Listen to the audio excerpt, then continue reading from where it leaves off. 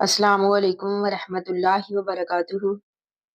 الحمدللہ رب العالمین، الصلاۃ والسلام علی رسولہ الکریم، اما بعد فاعوذ باللہ من الشیطان الرجیم، بسم اللہ الرحمن الرحیم۔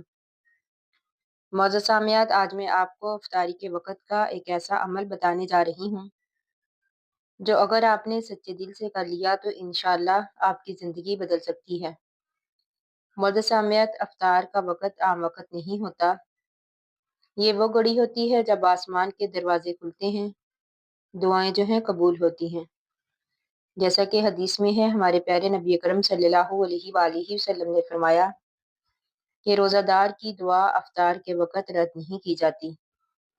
اب سوچنے کی بات یہ ہے، اگر ہم نے اس وقت کو ضائع کر دیا تو کتنا نقصان ہے۔ آئیے ہم جانتے ہیں کہ وہ عمل کیا ہے۔ سب سے پہلے افطار سے 3 یا پھر 5 منٹ پہلے خاموشی اختیار کریں، موبائل ایک طرف رکھ دیں، دل کو اللہ کی طرف لگا لیں، پھر 3 مرتبہ درود ابراہیمی پڑھیں۔ اس کے بعد کم سے کم 7 مرتبہ یہ دعا پڑھیں، یا حیو یا قیوم برحمتک استغیث۔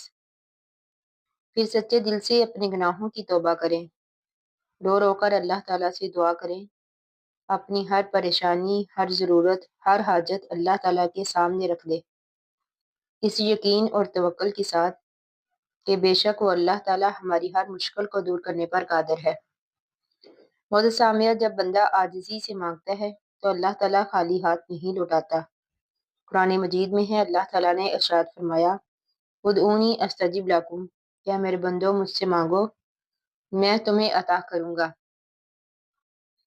اب اگر ہم نے پورا رمضان یہ عمل پابندی سے کر لیا تو انشاءاللہ دل کو سکون ملے گا، رزق میں اضافہ ہوگا، گھریلو مسائل میں آسانی پیدا ہوگی، اور دعا کی قبولیت کو ہم محسوس کریں گے انشاءاللہ۔